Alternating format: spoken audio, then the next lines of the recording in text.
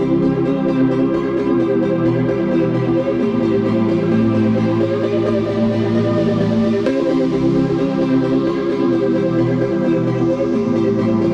तक बुलेटिन में आप सबનું સ્વાગત છે। સૌપ્રથમ નજર કરીએ હેડલાઇન્સ પર। હિન્દ મહાસાગરમાં ચીનની સબમરીનના આંટાફેરાથી ગંભીર તણાવ। મહાસાગરમાં ચીનની ગતિવિધિ ઉપર ભારતીય નૌસેનાની ચાંપતી નજર। કોંગ્રેસમાંથી રાજીનામું આપનારા 8 ધારાસભ્યોમાંથી 5 ધારાસભ્યો હવે ભાજપ। કોંગ્રેસ છોડનાર પૈકીના કેટલાકને જ ટિકિટ મળવાની શક્યતા। મેઘરાજાની વહેલી સવારી ખેતી અર્થતંત્રને ધબકાવ। ચાલુ વર્ષે 2 ગણું વાવેતર કરતો જનતા।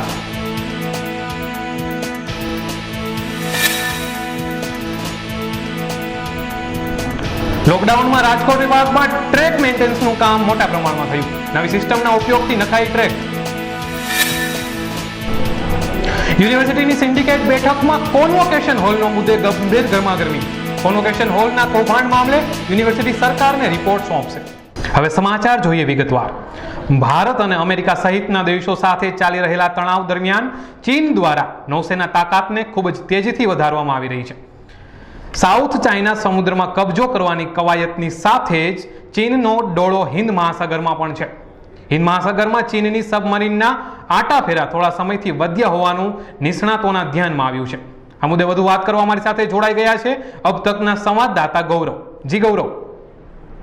જે ચોક્કસ ભારત અને અમેરિકા સહિતના જે દેશો છે તેની સાથે તણાવ થયા બાદ હવે ક્યાંક ને ક્યાંક ચીન દ્વારા એક અલગ જ નીતિ એટલે કે રણનીતિ ઉપર કામ કરવાનું શરૂ કરી દેવામાં આવ્યું છે। ખાસ જે ચાઇના છે તેનો કબજો સાઉથ ચાઇના સમુદ્રમાં ખૂબ સારો છે, તેનું પ્રભુત્વ ખૂબ સારું છે, પરંતુ હવે ચાઇનાનું જે નૌસેના છે એમના દ્વારા હિન્દ મહાસાગરમાં પણ પગપેસારો કરવાની શરૂઆત કરી દેવામાં આવી છે। ગત લાંબા સમયથી જે ચીનની સબમરીનો છે તે હિન્દ મહાસાગરમાં આટા મારતી શરૂ થઈ ચૂકી છે। ઘણીવાર પાકિસ્તાન અને શ્રીલંકા સહિતના દેશોની આસપાસથી આ પ્રકારની જે સબમરીનો છે તે મળી આવી છે। ઉલ્લેખનીય બાબત છે કે ચાઇનીઝ જે સબમરીનો છે તે આફ્રિકાના બંદર સુધી પણ પહોંચી ગઈ હોય તે પ્રકારની બાબતો પણ સામે આવી હતી, જેથી કહી શકાય કે હવે જે ચીન છે એ નૌસેનાને મજબૂત કરી રહી છે, એટલે કે દરિયાઈ માર્ગને પણ તે ચીન દ્વારા હાલ મજબૂત કરવાનો પ્રયત્ન હાથ ધરવામાં આવ્યો છે। કેમ કે જે રીતની પરિસ્થિતિનું નિર્માણ હાલના સમયમાં થયું છે, જે રીતે ભારત સહિત વિશ્વના મોટા મોટા જે દેશો છે એની સાથે જે વિવાદ ચીનને વકર્યો છે, ત્યારે જો યુદ્ધની પરિસ્થિતિ થાય તો તેવા સમયગાળા દરમિયાન પણ ચીનનું જે પરિવહન છે તે અટકે નહીં અને ક્યાંક ને ક્યાંક દરિયાઈ માર્ગના કારણે તેને પરિવહનની સુવિધા સવલત મળતી રહે, તેના કારણે આ પ્રકારે ચીન દ્વારા રણનીતિ ઘડી કાઢવામાં આવી છે અને તેના ભાગરૂપે હાલ ચાઇનીઝ સમૂહ જે સબમરીનો છે એ હિન્દ મહાસાગરમાં પગપેસારો કરી રહી છે।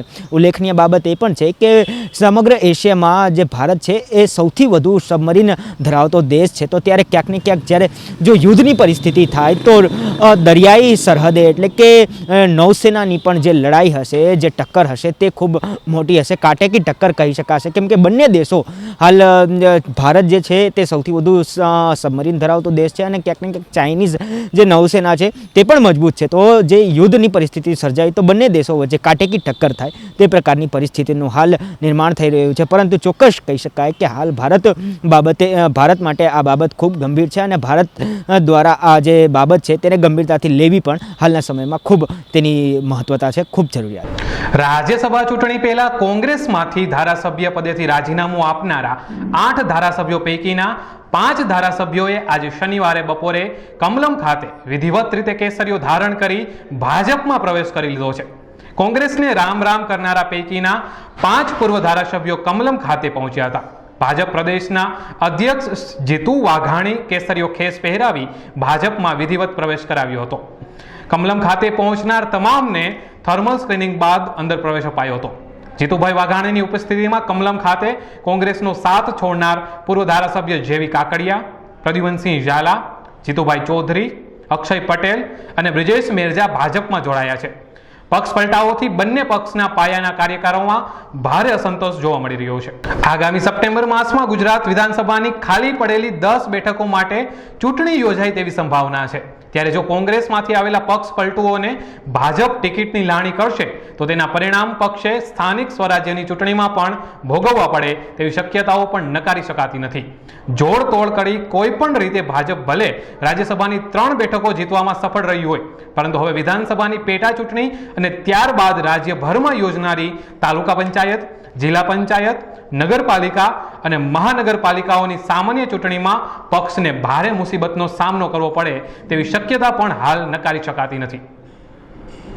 કહેવાય છે કે કુદરત લે ત્યારે બધું લઈ લે છે અને આપે ત્યારે છપ્પર ફાડીને આપે છે. વિશ્વભરમાં હાલ કોરોના વાયરસનો કહેર ફેલાયો છે અને તેનાથી થતા ટપોટપ મૃત્યુ સામે માનવી પામર પુરવાર થઈ રહ્યો છે, જેની કુદરતે માનવી પાસેથી બધું લઈ લીધાનું પુરવાર થયું છે. જ્યારે ચાલુ વર્ષે કુદરતે દક્ષિણ પશ્ચિમના દિશામાંથી પવન ફૂંકીને દેશભરમાં નિર્ધારિત સમય કરતા બાદ દિવસ વહેલો વરસાદ વરસાવી દીધો છે. મેઘરાજાની દેશમાં થયેલી વહેલી પધરામણીથી ગત વર્ષે કરતા આ વર્ષે ખેત ઉત્પાદન બમણું થવાની આશા ઊભી થવા પામી છે.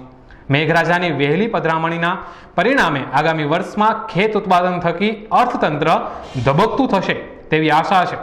આ મુદ્દે વધુ વાત કરવા અમારી સાથે જોડાઈ ગયા છે અબ તકના સંવાદદાતા જીજ્ઞા. જીજ્ઞા, કરવામાં આવે તો જગતના તાત એટલે કે ખેડૂતો અને ખાસ કરીને અત્યારના જો વરસાદની વાત કરીએ તો મેઘરાજાની સવારી આ વખતે વહેલી જ પધારી છે. ત્યારે સવિશેષ જો વાત કરીએ ત્યારે મેઘરાજાની વહેલી સવારીના કારણે આ વખતે ખેત ઉત્પાદન વધારે આવવાની સંભાવનાઓ સેવાઈ રહી છે. આ ઉપરાંત ખાસ અત્યારના ખેડૂતોની પરિસ્થિતિની જો વાત કરીએ તો અત્યારે સમગ્ર વાવેતર પણ થઈ ચૂક્યા છે અને જેના કારણે આગામી દિવસોમાં ખેત ઉત્પાદનમાં પણ નોંધનીય વધારો નોંધાશે. ત્યારે અત્યારના ખેડૂતોની પરિસ્થિતિ અંગે સરકારની વિચારણા થઈ રહી છે કે હવે આગામી દિવસોમાં અર્થતંત્રને ખેડૂતોને ખેત ઉત્પાદકતાથી પણ ઘણો એવો લાભ થઈ શકે તેમ છે. ત્યારે હવે જોવાનું એ રહ્યું કે આગામી દિવસોમાં જ્યારે ખેત ઉત્પાદકતામાં વધારો થશે ત્યારે કઈ રીતે ખેડૂતોની આવકમાં વધારો થશે. સવિશેષ ગત વર્ષ થોડું નબળું હોવાના કારણે આ વર્ષે ખેડૂતોને બમણી આવકના સ્ત્રોતોનું સર્જન થયું છે તેવું પણ અત્યારના વાટાઘાટો થઈ રહ્યો છે. ત્યારે ખાસ આગામી દિવસોમાં જ્યારે મગફળીથી માંડીને તમામ પાકોનું જ્યારે ઉત્પાદન થશે ત્યારે વાત એવી થઈ રહી છે કે મગફળીથી માંડી કપાસ તમામ પાકોનું બમણું ઉત્પાદન આ વખતે થવા જઈ રહ્યું છે. ત્યારે હવે જોવાનું એ રહ્યું કે આગામી દિવસોમાં જ્યારે બમણું ઉત્પાદન થશે ત્યારેની પરિસ્થિતિ કેવી હશે અને ખાસ કેટલા ટકાનો વધારો થશે. જી, કૌભાંડના માછલા રૂપ સમાન સૌરાષ્ટ્ર યુનિવર્સિટીના કોન્વોકેશન હોલ મામલે સરકારને રિપોર્ટ સોંપવામાં આવશે. જો કે આ મામલે કોંગ્રેસના સિન્ડિકેટ સભ્યોએ હાઈકોર્ટના નિવૃત્ત જજની સમિતિની રચના કરી તપાસ હાથ ધરવા માંગ કરી છે. તેમજ આજની સિન્ડિકેટ બેઠકમાં પરીક્ષા ચોરીમાં કુખ્યાત ગોંડલ અને જસદણને ફરી પરીક્ષા કેન્દ્ર ફાળવાયું છે. એટલે સિન્ડિકેટની મિટિંગમાં આજે કુલ 9 આઇટમ એજન્ડામાં હતી. 8 આઇટમ ઉપર નિર્ણય લેવાઈ ચૂક્યો છે. ખાસ કરીને જે કોરોના મહામારીને કારણે સેલ્ફ ફાઇનાન્સ કોલેજોને વિદ્યાર્થીઓની ફી નથી આવતી, એને કારણે એમના સ્ટાફનો પગાર કરવામાં એ લોકો ક્યાંક ને ક્યાંક નિયમને ચાતરી રહ્યા છે.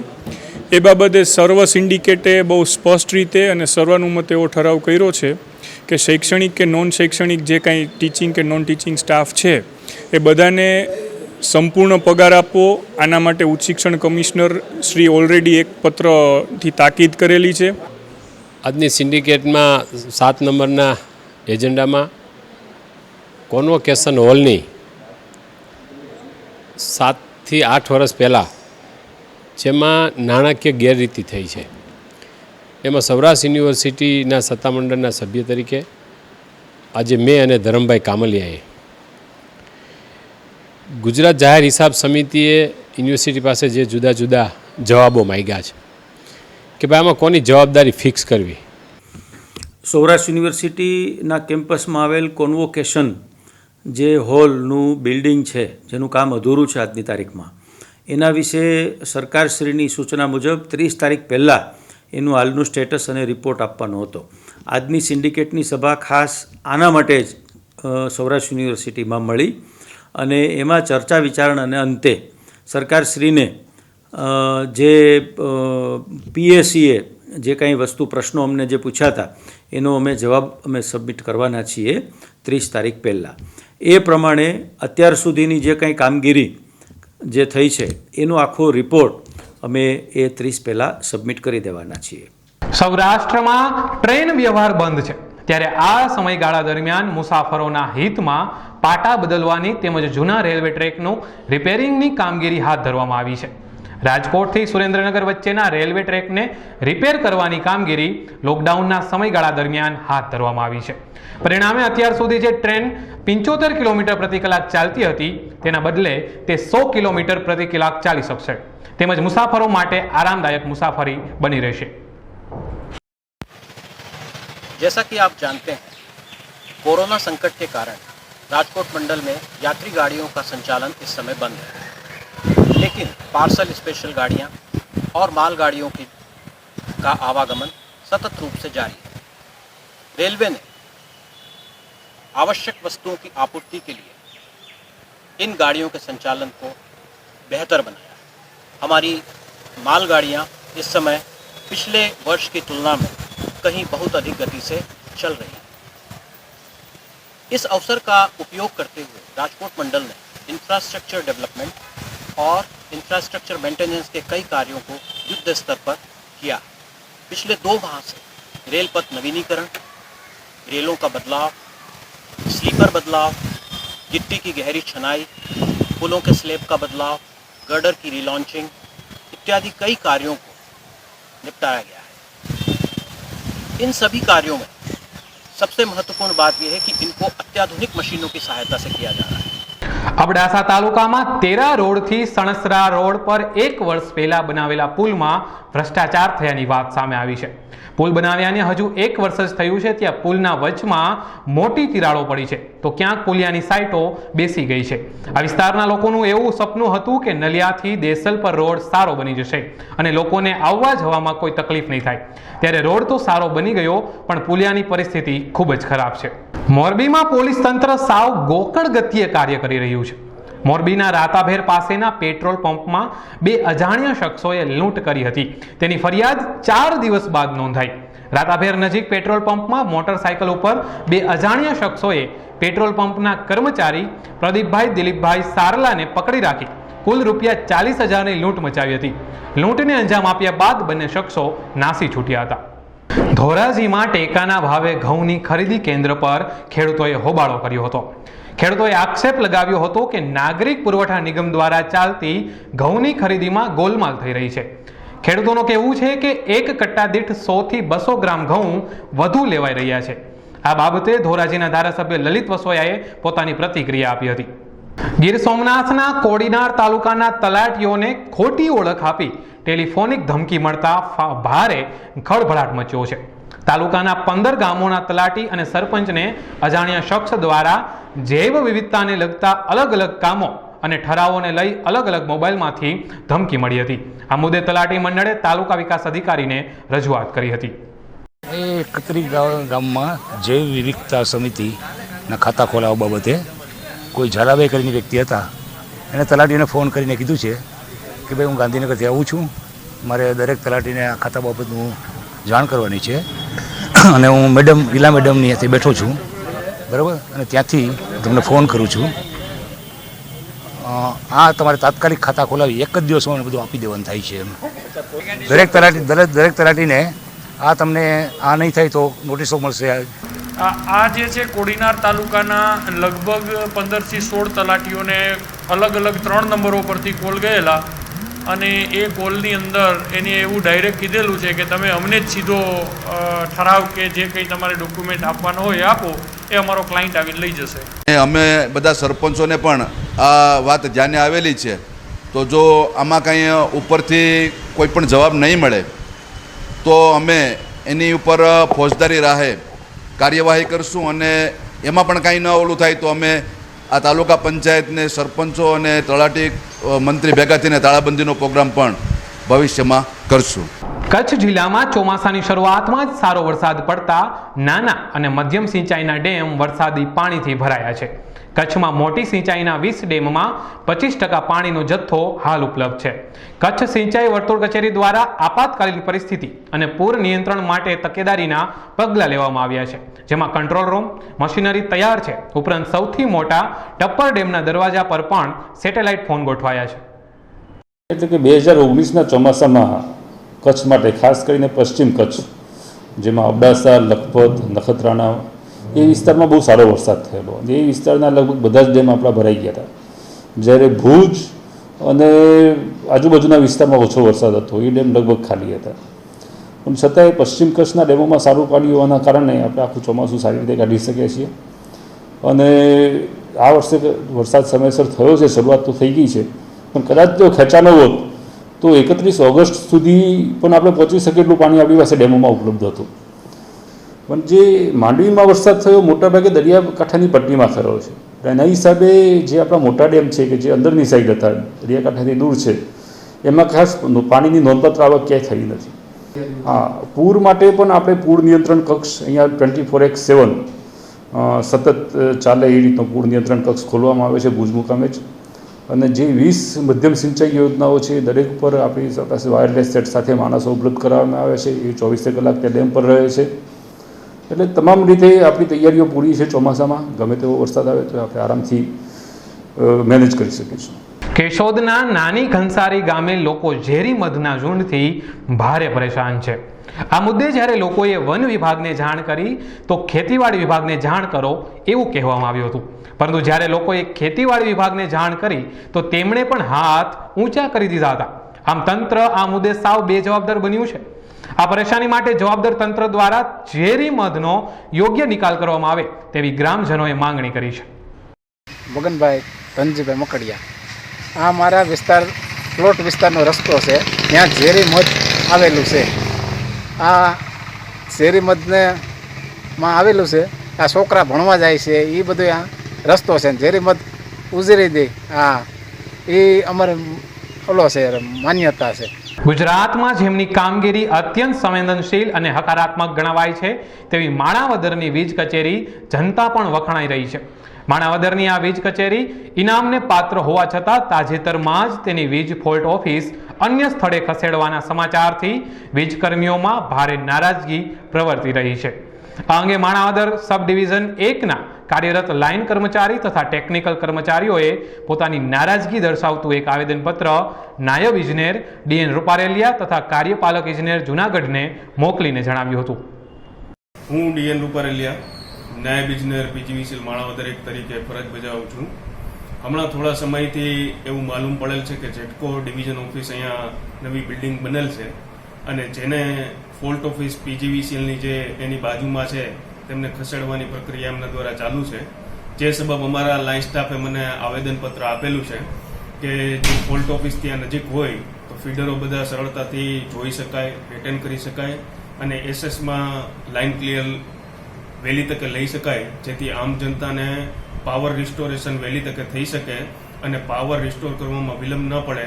એટલે લાઇન સ્ટાફની એવી માંગણી છે કે આ ફોલ્ટ ઓફિસ ક્યાંય ખસેડવામાં ના આવે અને જ્યાં છે ત્યાં જ રહે એવી તેમની માંગણી છે.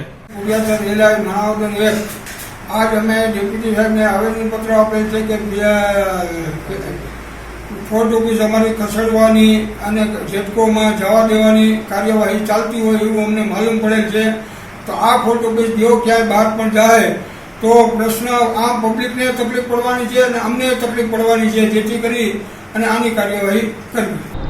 જામનગર જિલ્લામાં ધ્રોલ તાલુકો એવો પ્રથમ તાલુકો બન્યો છે કે જેમાં તમામ ગામોમાં હોમિયોપેથિક દવા ડોર ટુ ડોર વિતરણ કરવામાં આવ્યું છે. ડોક્ટર SN મોઢાના માર્ગદર્શન નીચે તમામ ગામોના તલાટી મંત્રીઓની મીટિંગ બોલાવી ઉપરોક્ત દવાઓના પેકિંગ પોતાના ગામોમાં વિતરણ કરવા માટે આપવામાં આવ્યા હતા. આ સાથે જ ડોક્ટર JP સોનાગરાએ દરેક તલાટી શ્રીઓને ઘરગથ્થુ આયુર્વેદ ઉપચારોથી રોગ પ્રતિકારક શક્તિ વધારવામાં વિશેની માહિતી આપી હતી. સ્વચ્છ ભારત મિશન હેઠળ કેન્દ્ર સરકાર કચરા મુક્ત શહેરોના સ્ટાર રેટિંગ કરવામાં આવે છે, જેમાં 19 મેના રોજ આવેલા પરિણામમાં વડોદરાને 1 જ સ્ટાર મળ્યો હતો. પરંતુ 19 મેના રોજથી આવેલા પરિણામમાં અંગે અસંતોષ વ્યક્ત કરી દિલ્હી સુધી રજૂઆત થતાં તેના રીએસેસમેન્ટમાં વડોદરાને સીધો 3 સ્ટાર મળ્યો છે. કેન્દ્ર સરકાર દ્વારા સ્માર્ટ સિટી અને સ્વચ્છતા મિશન અંતર્ગત એક ગાર્બેજ ફ્રી સિટી એવી રીતે દરેક શહેરનું આખા દેશભરમાં દરેક શહેરનું એક વેલ્યુએશન કરવામાં આવે છે. એની માર્કિંગ અને રેન્કિંગ સિસ્ટમ હોય છે. એની પદ્ધતિ પ્રમાણે મને જણાવતા આનંદ થાય છે કે વડોદરા શહેરે એમાં 3 સ્ટાર રેન્કિંગ પ્રાપ્ત કર્યું છે. વર્ષમાં એક વખત આ એની કોમ્પિટિશન કરવામાં આવતી હોય છે અને એમાં આપણને 3 સ્ટાર મળ્યું. વડોદરા શહેર સ્વચ્છતામાં આગળ ને આગળ જવા માગે છે. આપના માધ્યમ દ્વારા હું પ્રજાજનોને પણ જણાવવા માગું છું કે સ્વચ્છતામાં અગ્રેસર રહીએ અને સૌ કોઈ એમાં સાથ અને સહકાર આપીએ.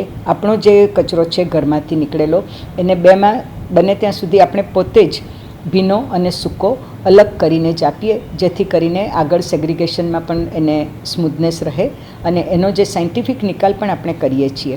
અને ગત વર્ષે એટલે કે 2 વર્ષ અગાઉ આપણે એને લીગસી વેસ્ટને જે બાયોરિમેડિએશન એટલે કે કચરો જે ભેગો થાય એમાંથી આપણે જમીન પર એને સમથળ કરીને એક સપાટ જમીન બનાવી એવું અટલાદરામાં કર્યું અને એ પણ રેન્કિંગમાં આપણને માર્ક્સ મેળવવામાં મદદરૂપ થયું. અસ્તુ. વંદે માતરમ. કેશોદ શહેરમાં મંડપ decoration, sound system, flower decoration અને ફોટોગ્રાફી, વિડીયોગ્રાફીના વ્યવસાય સાથે સંકળાયેલા વેપારીઓએ મામલતદાર કચેરીએ પહોંચી લેખિત રજૂઆત કરી હતી કે 3 મહિનાથી લોકો કામ વગર બેઠા છે, ત્યારે સરકાર અનલોક 2માં જાહેર કરવામાં આવેલ ગાઈડલાઇન્સમાં સુધારો કરી જાહેર કાર્યક્રમો અને સામાજિક અને પ્રાસંગિક પ્રસંગો માટે મંજૂરી આપે. અમે લોકો કેશોદ તાલુકાના મંડપ, લાઇટ, સાઉન્ડ, કલાકારો, કેટરિંગ સર્વિસ, વિડીયોગ્રાફી, ફોટોગ્રાફીના વેપારીઓ છીએ. અમારી એક માંગ છે કે સરકારશ્રીને આ અનલોક જે કર્યું છે એમાં અમારા ધંધા સંપૂર્ણપણે હજી બંધ હોય તો અમારા ધંધાને છૂટછાટ આપવા માટેનું એક આવેદનપત્ર સરકારશ્રીને આજરોજ અમે આપ્યું છે. અમારા ધંધાની અંદર, વ્યવસાયની અંદર જાહેર કાર્યક્રમો, લગ્ન મંડપો, મેળાવડાઓ જેવા ધાર્મિક કાર્યક્રમો, રાજકીય કાર્યક્રમો ન થતા હોય ત્યાં સુધી ગવર્મેન્ટના અનલોક 1માં ગવર્મેન્ટ એવું કહે છે કે બધા ધંધાને છૂટ આપી છે. છૂટ આપવા છતાં પણ અમારા ધંધા હજી સુધી બંધ હોય તો અમારી સરકારશ્રીને એક નમ્ર વિનંતી છે કે અમારા ધંધા પણ ફરીવાર શરૂ થાય અને અમારા બાળ બચ્ચા, અમારો પરિવાર સુખી શાંતિથી રહી શકે. અમે એવા લોકો છીએ કે જે અમારા થકી, અમારા કલાકારો થકી, અમારા મંડપ થકી, અમારા લાઇટ થકી, અમારા સાઉન્ડ થકી, અમારા ડીજેના તાલ ઉપર લોકો આખો સમાજ ઝૂમીને નાચતો હોય, પોતાના પ્રસંગમાં 4 ચાંદ લગાવતો હોય તો અમારા જિંદગીના 4 ચાંદ અત્યારે વિખાવાની અણી ઉપર હોય તો સરકારશ્રીને, જાહેર જનતાને અમારી વિનંતી છે કે અમારા પર કંઈક ધ્યાન આપવા નમ્ર વિનંતી. આભાર. જૂનાગઢ શહેર કોંગ્રેસ સમિતિ દ્વારા ચીનની સરહદે શહીદ થયેલા વીર જવાનોને શ્રદ્ધાંજલિ અર્પણ કરવામાં આવી હતી. આ પ્રસંગે જૂનાગઢના ધારાસભ્ય ભીખાભાઈ જોશી, પૂર્વ મેયર લાખાભાઈ પરમાર તથા શહેર કોંગ્રેસના અગ્રણીઓ ઉપસ્થિત રહ્યા હતા. જૂનાગઢ શહેર કોંગ્રેસના મંત્રી આજે જૂનાગઢ શહેર કોંગ્રેસ દ્વારા જે ચીનના સૈનિકો દ્વારા જે આપણા વીર જવાનોને શહીદ થઈ ગઈ છે એના અનુસંધાને આજે જૂનાગઢ શહેર કોંગ્રેસ કાર્યાલય પર એક શ્રદ્ધાંજલિનો કાર્યક્રમ રાખ્યો હતો અને આ કાર્યક્રમની અંદર આજે ધારાસભ્ય ભીખાભાઈ જોશી, શહેર કોંગ્રેસ પ્રમુખ અમિતભાઈ પટેલ, કિશોરભાઈ અડવાણી, લાખાભાઈ પરમાર સહિતના અનેક આગેવાનોએ હાજરી આપી હતી. આજે વારંવાર ચીન દ્વારા આપણા સરહદ ઉપર આપણા સૈનિકોને શહીદ કરવામાં આવે છે ત્યારે મારે ભારત સરકારને એટલું કહેવું છે કે તમે વળતો જવાબ આપીશું, તમે ક્યારે વળતો જવાબ આપીશું? આપણા આટલા સૈનિકો શહીદ થાય છે, આપણી સીમામાં ખોટી જાય છે ત્યારે સરકાર દ્વારા કોઈ પણ કાર્યવાહી કરવામાં આવતી નથી. ત્યારે સરકારની મારે નમ્ર વિનંતી છે કે આની સામે કડકમાં કડક કાર્યવાહી કરો. ગુરુદાસ વાસવાણી, શહેર કોંગ્રેસ પ્રમુખ, આજે જે ચીન સરહદ ઉપર આપણા ભારતના વીર જવાનો 20 શહીદ થયા હતા એના અનુસંધાને આજે જૂનાગઢ શહેર કોંગ્રેસ તરફથી શ્રદ્ધાંજલિનો આ પ્રોગ્રામ કોંગ્રેસ ઓફિસે રાખેલ હતો.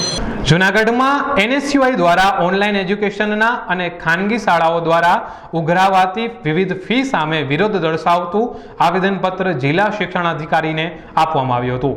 NSUIને આવેદનપત્રમાં જણાવ્યું હતું કે જો 48 કલાકમાં વધુ ફી ઉઘરાવતી ખાનગી શાળાઓ સામે કાર્યવાહી કરવામાં નહીં આવે તો NSUI રોડ ઉપર ઉતરી આવશે અને આંદોલન કરશે.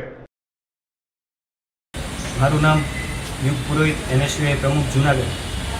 આજરોજ NSUI દ્વારા જૂનાગઢ જિલ્લા શિક્ષણાધિકારીને આવેદન પાઠવવામાં આવ્યું હતું. તેમાં અમારા મુદ્દા હતા કે ઓનલાઈન શિક્ષણ જે ચાલુ છે તે બંધ કરવામાં આવે, કારણ કે હાલ જૂનાગઢની પરિસ્થિતિ જોતાં એવું લાગી રહ્યું છે કે જૂનાગઢમાં ઘણો ગરીબ વર્ગ છે. ગરીબ વર્ગના બાળકો પાસે નથી સારા મોબાઈલ, નથી ઓનલાઈન સારું એમાં નેટની સ્પીડ આવતી, એના કારણે એ લોકોને ભણવામાં પ્રોબ્લેમ પડે છે. અમારો બીજો મુદ્દો હતો કે જૂનાગઢમાં જે સેલ્ફ ફાઇનાન્સ સ્કૂલો છે તે હાલ અલગ અલગ સ્કૂલ ડ્રેસ હોય કે પુસ્તક ફી હોય એવા અલગ અલગ નામે ફી ઉઘરાવે છે. તે બાબતે અમે જિલ્લા શિક્ષણ અધિકારીને રજૂઆત કરી હતી કે આવી તમામ સ્કૂલોની ઉપર તમે કડકમાં કડક કાર્યવાહી કરો. બીજો અમારો મુદ્દો હતો કે ગરીબ બાળકોને આરટીઆઈ હેઠળ જે પ્રવેશ પ્રક્રિયા છે તેમાં સરકાર હજુ સુધી કોઈ સ્પષ્ટતા કરી નથી. તે આરટીઆઈ હેઠળ જે પ્રવેશ પ્રક્રિયા છે તે જલ્દીથી જલ્દી ચાલુ કરવામાં આવે. આવા અલગ અલગ મુદ્દે અમે જિલ્લા શિક્ષણ અધિકારીશ્રીને આવેદન આપ્યું હતું.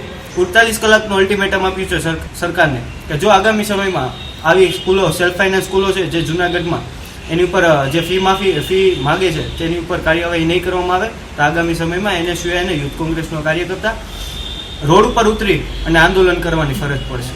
કચ્છના અંજારમાં એક અનોખા નંદી મંદિરનો પ્રારંભ કરાયો છે. આ મંદિરની વિશેષતા એ છે કે અહીં જીવંત નંદીને બેસાડી નિત્યક્રમ પ્રમાણે તેની પૂજા કરવામાં આવશે. આ પ્રસંગે રાજ્યમંત્રી વાસણભાઈ આહિરે હાજરી આપી હતી.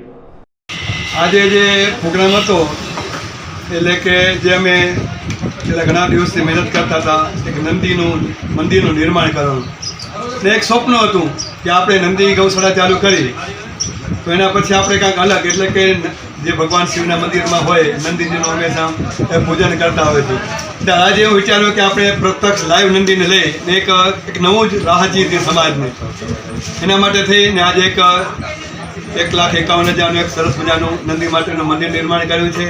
અને ત્યાર પછી વિચાર આવ્યો કે આપણે એક નંદી લાઈવ નંદી લઈને આપણે એનું પૂજન કે જગતમાં સમગ્ર વિશ્વમાં કદાચ પહેલી હશે એટલે એક પ્રૌઢ જેટા જે નંદી કહી શકીએ આપણે અવસ્થાવાળું એને અમે લઈ આવ્યા. ધામના અને નગારા ઢોલ સાથે શરણાઈ સાથે એનું ખૂબ ભવ્ય એવું સ્વાગત કર્યું. સમગ્ર અંજાર શહેરમાંથી યુવાન વર્ગ છે, અમારા સંવેદના ગ્રુપના જે વાડિયાઓ છે અને પત્રકાર મિત્રો પણ આવી અને આ જે પ્રસંગ છે એક અલગ પ્રસંગ હતો એનો સૌએ લાભ લીધો. અને એના માટેથી અમે ઉપર ચારે બાજુ આરતી નંદીજીની નિત્ય સવારે આરતી થશે. આ સાથે જ અબ તક બુલેટિન અહીં સમાપ્ત થાય છે. વધુ સમાચાર માટે જોતા રહો અબ તક ચેનલ. નમસ્કાર.